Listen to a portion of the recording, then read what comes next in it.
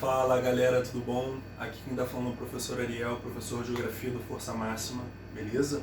Vou trabalhar hoje com o capítulo 4 do nono ano, beleza? Bem, nono ano, preste atenção aqui comigo. O capítulo 4, ele tem como título Primeira e Segunda Revolução Industrial.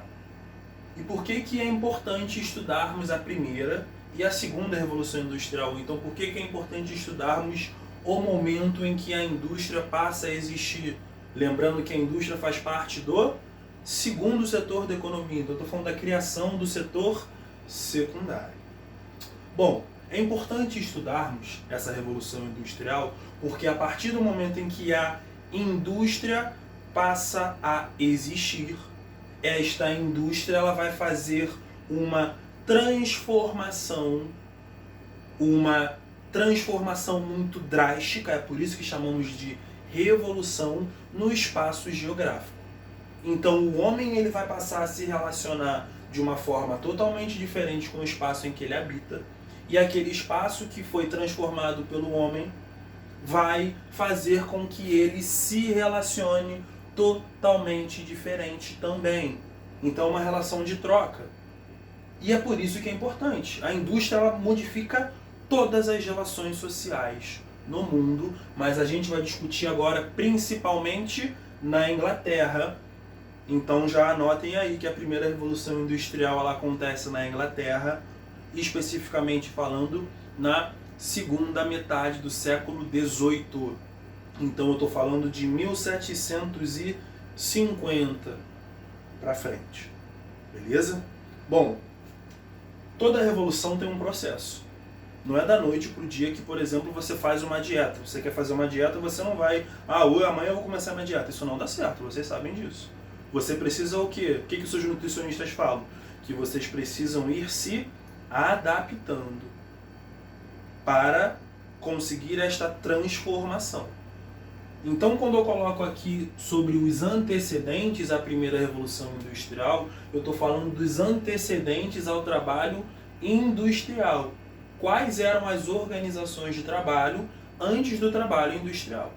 A primeira organização de trabalho, eu falo para vocês que foi a organização artesanal. E o trabalho artesanal ele tem como característica principal o quê? O artesão ele participa de todo o processo produtivo. E não há uma divisão de tarefas. Então ele faz tudo sozinho. Depois do trabalho artesanal, o segundo trabalho que nós temos, a segunda organização do trabalho é qual? O trabalho manufaturado. O trabalho manufaturado ele já tem como característica, por exemplo, a divisão de tarefas. Não é uma grande divisão de tarefas, não. Mas agora a gente já tem mais de uma pessoa trabalhando para a criação daquele produto.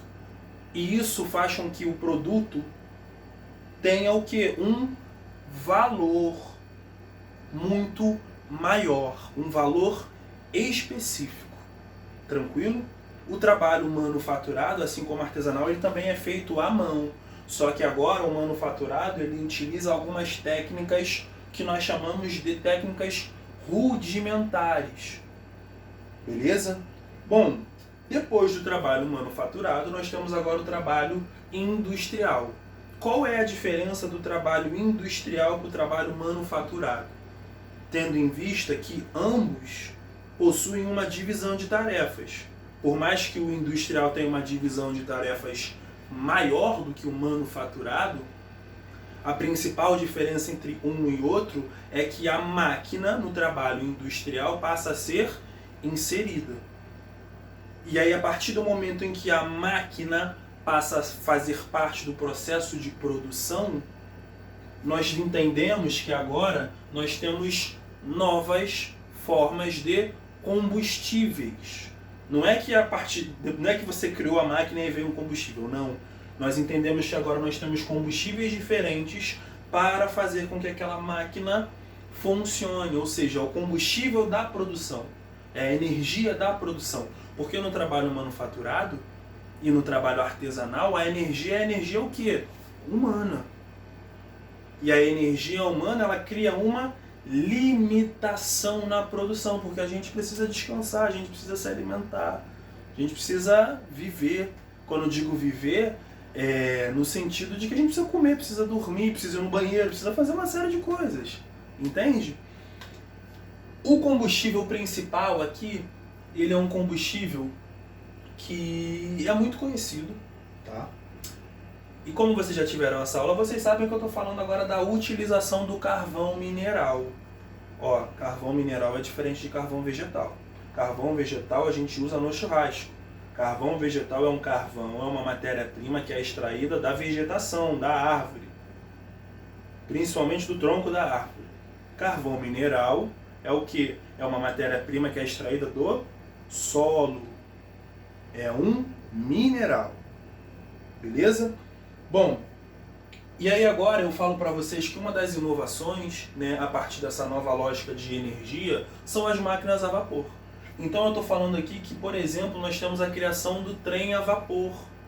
Isso aí. Na primeira Revolução Industrial, lá na Inglaterra, no século XVIII, nós passamos a ter agora o trem a vapor como principal meio de transporte, principalmente de carga, de matéria-prima, não apenas de pessoas.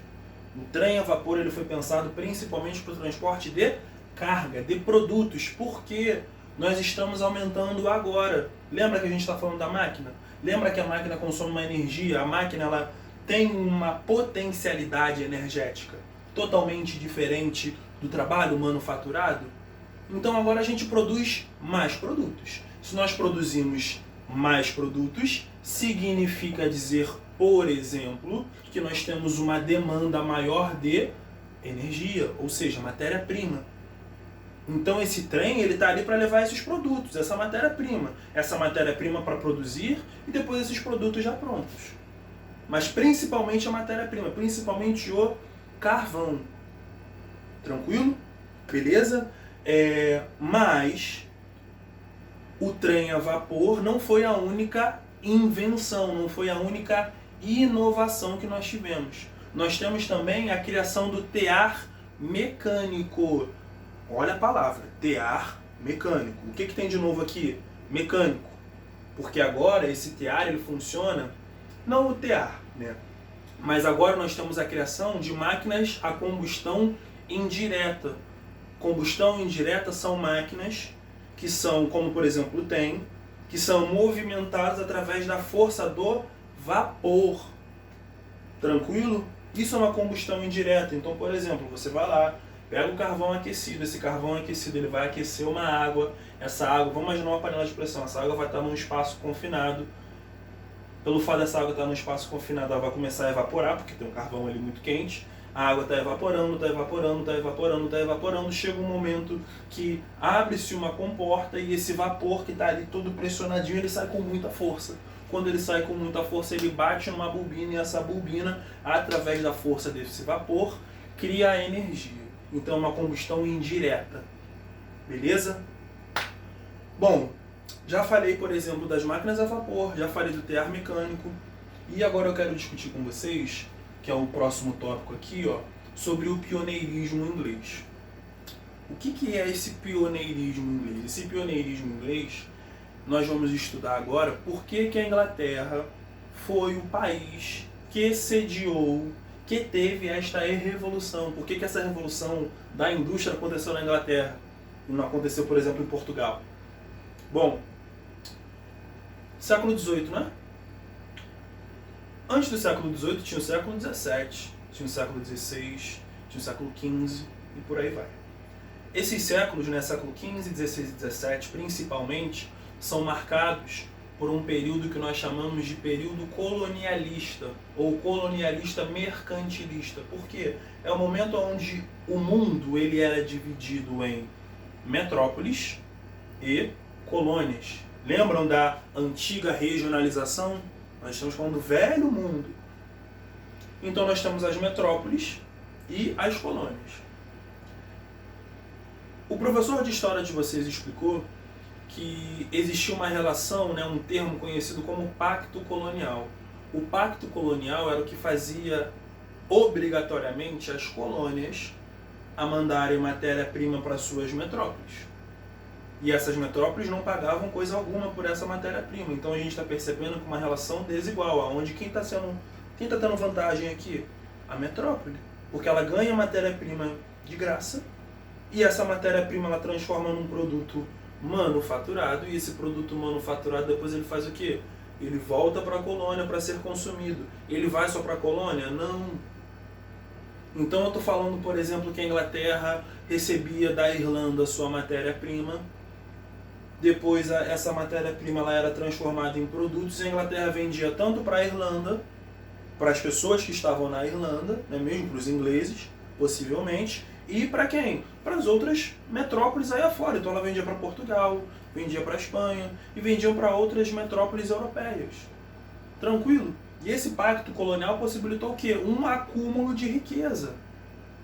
Essa é a primeira informação importante sobre o pioneirismo inglês, o acúmulo de riquezas que tem como consequência que é proveniente do pacto colonial, dessa relação entre metrópole e colônia. Segunda informação importante, geologicamente falando, a Inglaterra ela tem uma grande quantidade de jazidas de carvão mineral. Então os caras têm dinheiro e os caras agora têm o que? Matéria-prima suficiente. Terceira formação importante, o professor de história pode falar um pouquinho melhor do que eu sobre o cercamento dos campos. O que foi o cercamento dos campos? Nós, na geografia, falamos um pouco da privatização do campo. É quando o pequeno agricultor perde a sua terra para o grande agricultor. E esse grande agricultor agora ele vai fazer uma agricultura voltada para a produção industrial. Então eu não falei do tear mecânico? Vamos entender agora que aquele cara, aquele pequeno produtor que produzia alimentos para sua subsistência e para troca também, né, para venda, ele não perde a sua terra, aquele grande agricultor ganha a sua terra e ao invés de ele produzir alimentos para subsistência, ele vai produzir um produto que é necessário para produção, por exemplo, de tecido, que é o que? O algodão. O algodão. Então a gente já está começando a perceber, né? Lembra que eu falei no início da aula de transformações no espaço geográfico, transformações nas relações de trabalho, nas relações sociais? Estou falando que a indústria criou uma desigualdade, mas principalmente novas formas de relações no campo. Onde agora nós temos produções voltadas para o abastecimento da indústria. Tem uma galera que fala que agora é o capitalismo agrário, não lembro, enfim. Bom, esse foi o cercamento dos campos. Foi o momento em que esse pequeno agricultor ele foi expulso da sua terra no campo, e se ele é expulso da sua terra no campo, ele vai para onde? Vai para a cidade, gente. Cidade essa que tem agora uma concentração de indústrias, e a gente já vai discutir por que se formaram parques industriais, por que a indústria ela ficou concentrada em determinados pontos específicos. Tranquilo? E como é que é o nome desse movimento migratório do campo para a cidade, tendo em vista que esse cara, essa mulher, essa família sai do campo não necessariamente por vontade própria, e sim por necessidade? Exatamente, êxodo rural. Então o cercamento dos campos gerou o êxodo rural na Inglaterra no século XVIII, fazendo com que, por exemplo, uma característica espacial seja o crescimento urbano. E aí quando eu falo de crescimento urbano, vocês lembram da aula de urbanização. O que é urbanização? É quando o número de pessoas que vivem naquele espaço, estão dentro da cidade, é maior do que o número de pessoas que vivem no campo. Então vocês estão percebendo que um ponto está atrelado ao outro. E lembra que eu falei dessa concentração industrial? Gente, as indústrias vão se localizar principalmente nas cidades. Falei principalmente 2 vezes, né? As indústrias vão se localizar principalmente na cidade porque, primeiro, a cidade tem uma grande concentração de mão de obra. Tem gente para trabalhar ali. Segundo, esta mesma cidade é o centro comercial. Então ali é a área onde a matéria-prima, ela principalmente vai chegar com mais facilidade. Tem tudo ali.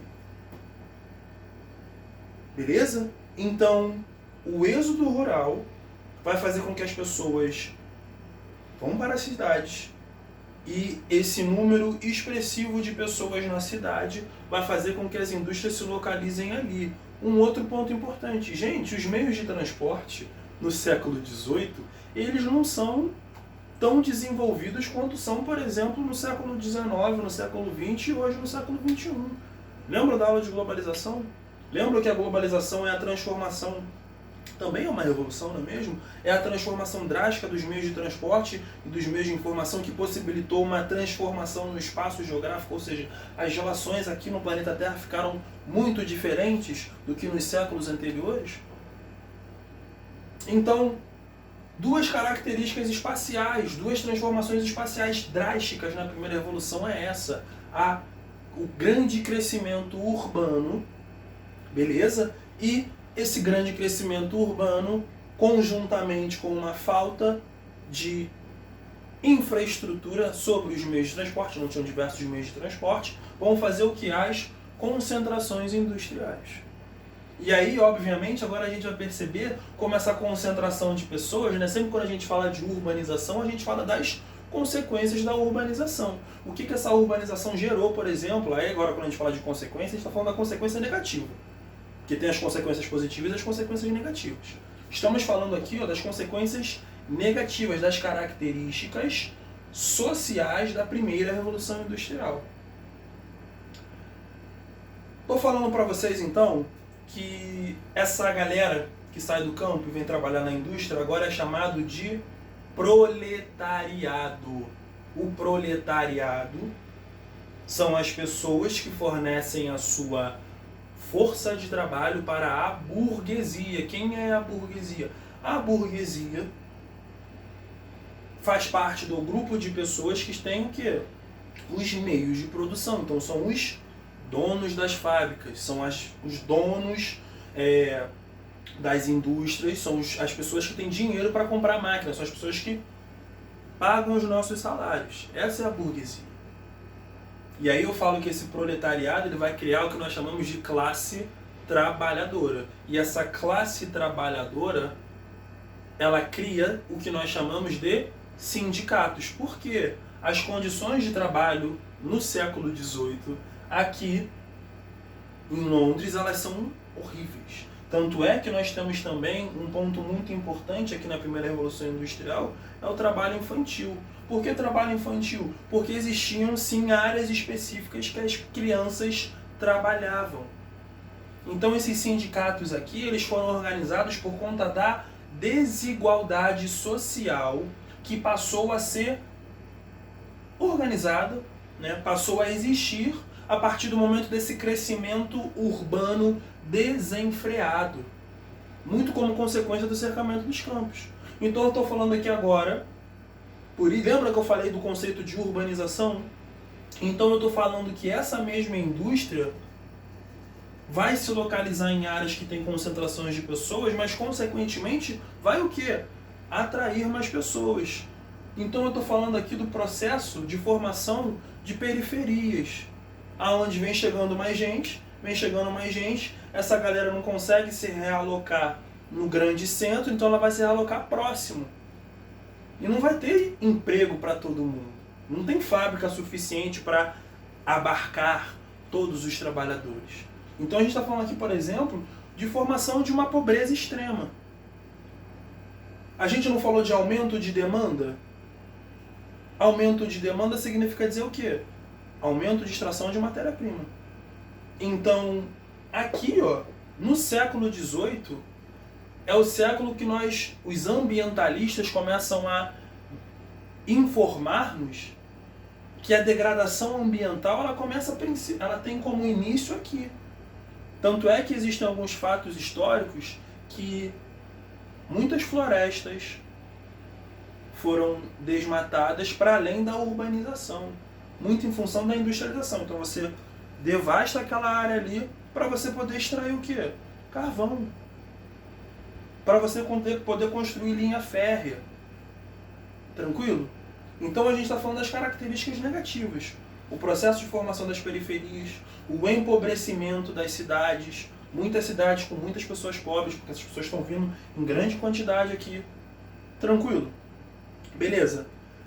Bom, e esse processo, né, quando eu falei de burguesia, quando eu falei de proletariado, é um processo muito importante que a gente vai entender o que possibilitou a criação da o que possibilitou a criação de novas indústrias, que é o que nós chamamos de segunda revolução industrial. É um processo que nós chamamos de mais-valia. O que é a mais-valia? A mais-valia é o quanto que o seu patrão lucra sobre o seu trabalhador, sobre o proletariado. Não entendi, professor. Sim, não entendeu porque é um assunto mais complexo do que parece, mas eu vou tentar falar de uma forma bruta. Vamos imaginar que eu seja um trabalhador, não é mesmo? E eu, esse trabalhador, eu produzo o quê? Deixa eu pensar aqui. Produzo televisão.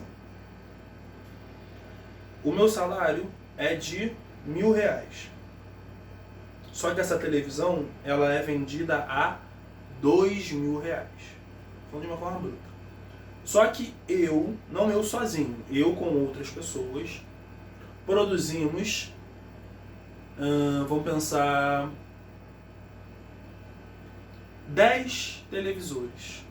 Bom, 10 por 2, 2.000, então se é R$1.000, nós vamos ter o quê?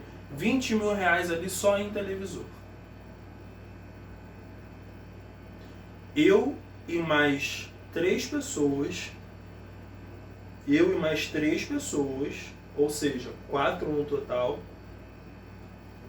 produzimos 20 televisores. Então nós temos 4 pessoas que recebem R$1.000, R$4.000, produzindo R$20.000. Quanto que sobra? R$16.000. Esses R$16.000 é o lucro, porque ele vai tirar os 4 para pagar os trabalhadores e o que sobra é o que nós chamamos de lucro. Então a mais-valia, ela explica que a burguesia, ela lucra muito sobre a força de trabalho do proletariado, fazendo um ciclo. E aí ao longo, vamos pensar essa mais-valia? Vamos lá, século XVIII. Vamos para o século XIX agora, vamos puxar mais 100 anos. Imagine isso em processo de 100 anos. Isso vai fazer o quê? Com que a burguesia fique muito mais rica. Muito mais rica, muito mais rica. Então essa acumulação de capital que a burguesia vai gerando através do lucro, através da mais-valia, ela vai sendo um ciclo. Um ciclo, um ciclo, um ciclo. Fazendo com que no século XIX, mas principalmente no século XX, a principal diferença da segunda revolução industrial para a primeira seja o grande desenvolvimento tecnológico. Agora aqui a gente está falando que a ciência ela está pensando como melhorar o processo produtivo na indústria. Então, como a gente consegue produzir mais em menos tempo? Como a gente consegue produzir mais gastando menos? Beleza? A partir desse grande desenvolvimento tecnológico, né, essa ciência que está pensando em como melhorar a indústria, como melhorar o trabalho na indústria. Gente, quando eu falo melhorar o trabalho na indústria, não é melhorar a vida do trabalhador necessariamente não, tá? Eu vou falar para vocês agora que nós temos duas formas energéticas novas sendo utilizadas aqui na segunda revolução industrial, que é qual? A energia elétrica e a energia do petróleo. Estou falando da formação da gasolina aqui, tá? E esse combustível ele vai gerar inovações, máquinas novas, não é mesmo? Então aqui nas inovações a gente pode, por exemplo, colocar a formação das hidrelétricas, não é? Hidrelétricas são as indústrias de base que geram energia para outras indústrias. Estou falando para vocês agora da criação dos motores de combustão direta. Você bota ali o combustível, aquele combustível ele age diretamente com aquele motor. Qual é o principal exemplo de motor de combustão direta, de máquina que se utiliza desse motor? O carro. Então o carro é uma inovação, é uma máquina nova que nós temos aqui na segunda revolução industrial. Vamos pensar comigo aqui. Segunda Revolução Industrial, ela vai do 19 para o 20, né? Século 20 é o século das guerras. A gente tem a Segunda Guerra Mundial. Aí a gente também pode falar, por exemplo, agora da utilização do urânio, tá? Como matriz energética, mas principalmente enquanto arma. Isso é uma inovação tecnológica muito grande, tá? Olha só, eu botei aqui que a especialização do trabalho, ela não é necessariamente que agora o trabalhador ele está mais qualificado.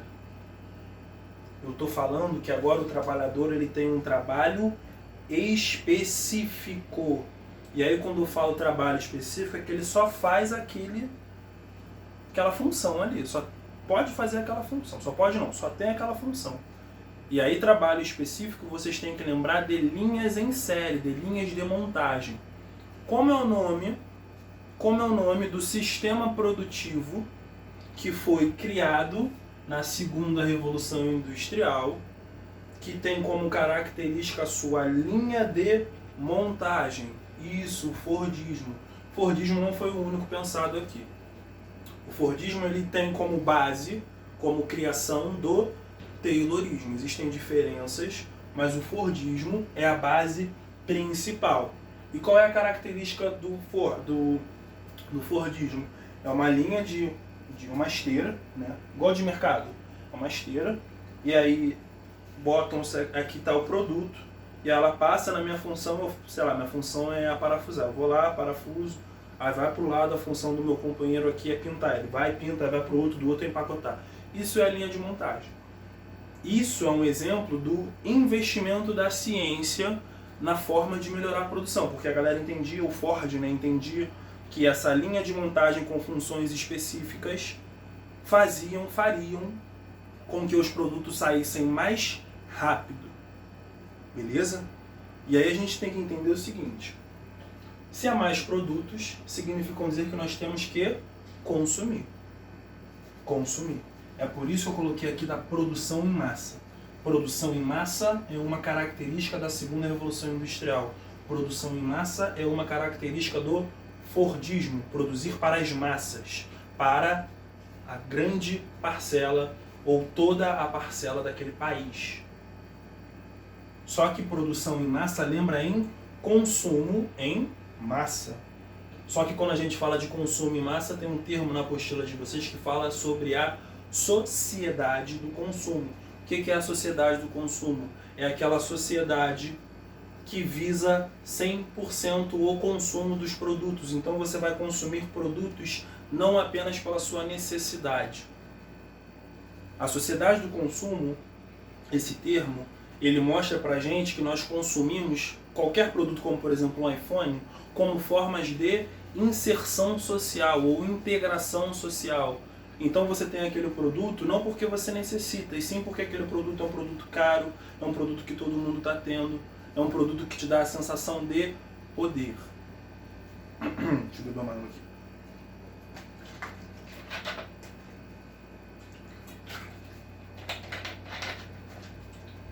Foi. Voltando. Então, essa ideia de ser consumista, ela foi influenciada principalmente pela publicidade, como através dos comerciais. Bom, a gente não está produzindo muito produto, a gente tem que de alguma forma influenciar as pessoas a comprarem os produtos. A gente tem que fazer a venda. Não adianta você só criar, não é mesmo? Não adianta você só ter o produto, você tem que chamar o consumidor, você tem que atrair o consumidor. E aí é por isso que a gente fala que o marketing e a publicidade foram áreas principais para criar essa sociedade do consumo. Essa sociedade que tem a necessidade de consumir, que entende que o consumo é a base principal da nossa vida. A gente precisa ter muita coisa, precisa ter vários pares de tênis, precisa ter um telefone da moda bom. Tranquilo? Um outro... Agora eu estou falando uma indústria. Uma indústria que foi criada aqui na segunda Revolução Industrial, no século XX especificamente falando, é a indústria cinematográfica. Eu estou falando de Hollywood. Hollywood foi o principal prepulsor das ideias do American Way of Life. O que é o American Way of Life, gente?